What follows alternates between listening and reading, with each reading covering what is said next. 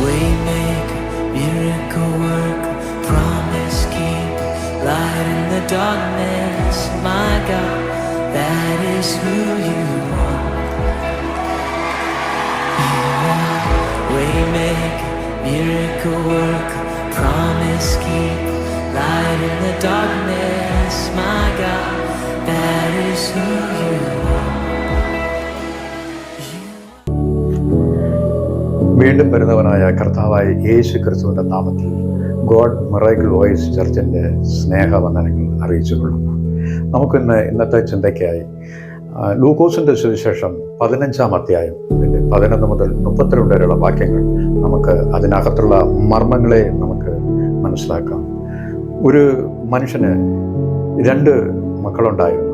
ആ 2 മക്കളിൽ ഒരുവൻ അപ്പൻ്റെ ധനശേഖരത്തിൽ നിന്നും അവരുടെ സ്വത്തുവകകളിൽ നിന്നും അതിൻ്റെ ഒരു വിഹിതം അവന് വേണമെന്ന് ചോദിച്ചു. അവനത് വാങ്ങി അവൻ ദൂരദേശത്തേക്ക് പോയി.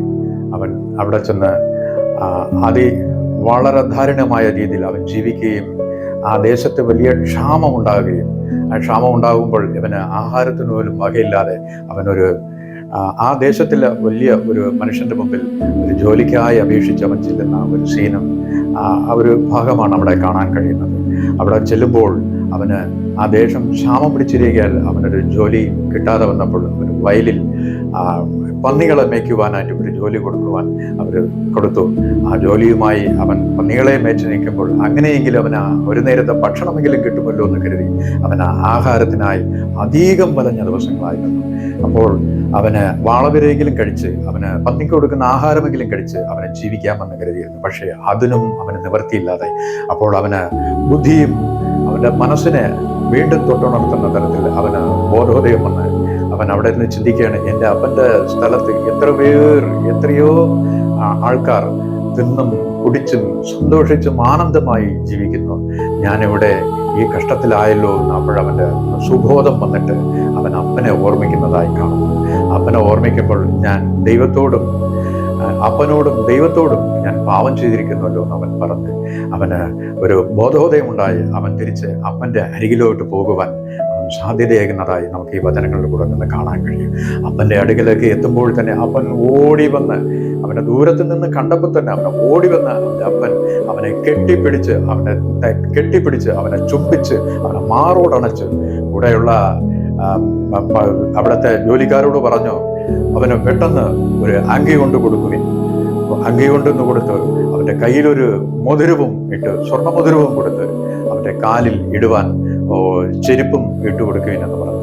എന്നിട്ട് നല്ല ഒരു മേൽത്തരമായ ഒരു കാളക്കുട്ടിയെ അറുത്ത് നമുക്ക് ഇതിനെ ആഘോഷിക്കാമെന്ന് അവർ പറഞ്ഞു. അപ്പോൾ കാണാം അവൻ ഈ ശബ്ദവും ഈ കോലാഹലവും ഒക്കെ കേട്ട് അവൻ്റെ സഹോദരൻ വയലിൽ ജോലി കഴിഞ്ഞ് വൈകുന്നേരമായി വരുന്ന ഒരു സീൻ അതിനകത്ത് കാണുന്നുണ്ട്. അതിനകത്ത് വരുമ്പോൾ ആ മനുഷ്യൻ ആ വീട്ടിനകത്ത് കയറാതെ തന്നെ മടിച്ചു നിൽക്കുന്ന ഒരവസ്ഥ അവൻ കാണുന്നു. ഇതെന്തോ ഈ ശബ്ദം കേൾക്കുന്നു ഒരു ബാല്യക്കാരനോട് ചോദിക്കുമ്പോൾ ആ ബാല്യക്കാരൻ പറയുന്നു, നിന്റെ ഇളയ സഹോദരൻ അവൻ മടങ്ങി വന്നിട്ടുണ്ട്, അതിൻ്റെ സന്തോഷമാണ് അവിടെ കേൾക്കുന്നത്, ആ ശബ്ദവും പാട്ടുമൊക്കെ. അവൻ മടിച്ചവിടെ നിൽക്കാൻ സാധ്യതയായി. അപ്പോൾ കാണാം അവൻ പുറത്തു വന്ന് നിൽക്കുന്ന അവൻ്റെ അപ്പൻ അവൻ്റെ അരികിലോട്ട് അവനെ ചെന്ന് വിളിക്കണം, മകനെ കയറി വരൂ, നിന്റെ അനുജൻ വന്നിരിക്കുന്നു എന്ന് പറയുമ്പോൾ അവൻ്റെ മനം വെറുത്ത് അപ്പനോട് പറയുന്ന ഒരു ഭാസമുണ്ട്. ഇങ്ങനെയാണ് പറയുന്നത്, അപ്പാ ഞാൻ ഇത്രയും കാലം നിന്നോട് ഞാൻ കഴിഞ്ഞിട്ടും നീ പറയുന്ന എല്ലാം കേട്ട് അനുസരിക്കുകയും എല്ലാ കാര്യങ്ങളും നിവർത്തിയിരിക്കുകയും എല്ലാ വേലകളും ചെയ്യുകയും ചെയ്തപ്പോൾ നീ എനിക്ക് ഒരു ആട്ടിൻകുട്ടിയെ പോലും എനിക്ക് തന്നില്ലല്ലോ. എൻ്റെ കൂട്ടുകാരുമൊത്ത് എനിക്ക് സന്തോഷിക്കാൻ ആനന്ദിപ്പാൻ മകനെ അവൻ മരിച്ചവനായിരുന്നു, അവൻ ജീവനുള്ളവനായി തിരികെ വന്നിരിക്കുന്നു. അവൻ എനിക്ക് നഷ്ടമായിരുന്നു, അവനെ ഞാൻ നേടിയെടുത്തിരിക്കുന്നു. അവൻ ദൈവം നമുക്ക് നേടിത്തന്നിരിക്കുന്നു. അതുകൊണ്ടാണ് ഇത്രയും സന്തോഷം എന്ന് മടിയോടുകൂടി അവൻ ഭവനത്തിനകത്ത് കടന്നു വന്നെങ്കിലും ഈ കഥയിൽ നിന്നും ഈ ഉപമയിൽ നിന്നും ഈ കർത്താവായ യേശു ക്രിസ്തു പറഞ്ഞ ഉപമയിൽ നിന്ന് നമുക്ക് മനസ്സിലാക്കാൻ കഴിയുന്ന ഒരു കാര്യമുണ്ട്. കർത്താവ് ഓരോ നിബന്ധനകളോ ഒന്നുമേ വയ്ക്കാതെ നമ്മളെ എത്രമാത്രം ആഴമായി നമ്മുടെ കർത്താവ് സ്നേഹിക്കുന്നു, ഞങ്ങളെ എത്രമാത്രം ഒരു ഒന്നുമേ നമ്മളോട് പറയുന്നില്ല. അവൻ മടങ്ങി വരുവാൻ പറയുന്നു.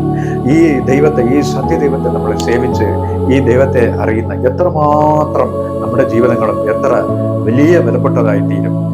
ഈ മനോഹരമായ ഈ വചനം നമ്മുടെ ഉള്ളിൽ സംഹരിച്ചുകൊണ്ട് അപ്പാ പിതാവേ, ഞാൻ അത് കേൾക്കുകയാണ്. യെശയ്യാവിന്റെ പുസ്തകത്തിൽ 1-ാം അധ്യായത്തിൽ അതിൻ്റെ 18-ാം വാക്യം ഇപ്രകാരമല്ല: നിന്റെ പാപങ്ങൾ കടും ചുവപ്പായിരുന്നാലും, നിന്റെ പാപങ്ങൾ രക്താംബരം പോലെ ചുവന്നിരുന്നാലും ഹിമം പോലെ വെളുപ്പിച്ചു തരാമെന്ന് എൻ്റെ കർത്താവ് അവിടുന്ന് വാഗ്ദത്തമായി ചെയ്യുന്നല്ലോ. ഇത് കേൾക്കുമ്പോൾ പ്രിയരെ, നമുക്കത് മനസ്സിലാവാൻ കഴിയുന്നു. നമ്മുടെ കർത്താവ് എത്ര മാത്രം നമ്മളെ സ്നേഹിക്കുന്നു. നമ്മൾ അങ്ങോട്ട് കൊടുക്കുന്ന സ്നേഹമല്ല, നമുക്ക് ഇങ്ങോട്ട് തരുന്ന സ്നേഹം ദൈവത്താലുള്ളത് എത്രമാത്രം നമ്മൾ അങ്ങോട്ടൊന്നും കൊടുത്തിട്ടല്ല നമ്മുടെ കർത്താവ് സ്നേഹിക്കുന്നത്. അവൻ്റെ സ്നേഹം അത് എത്ര ബലപ്പെട്ടതാണ്. ഈ വചനങ്ങളാൽ, ഈ തിരുവചനങ്ങളാൽ, ഈ ഉപമകളാലും നമ്മുടെ ജീവിതത്തിൽ വലിയ മാറ്റങ്ങൾ വരട്ടെ. ദൈവകൃപ നിങ്ങളുടെ വ്യാപരിക്കട്ടെ. യേശു ക്രിസ്തുവിന്റെ നാമത്തിൽ തന്നെയും. ആമേൻ, ആമേൻ, ആമേൻ.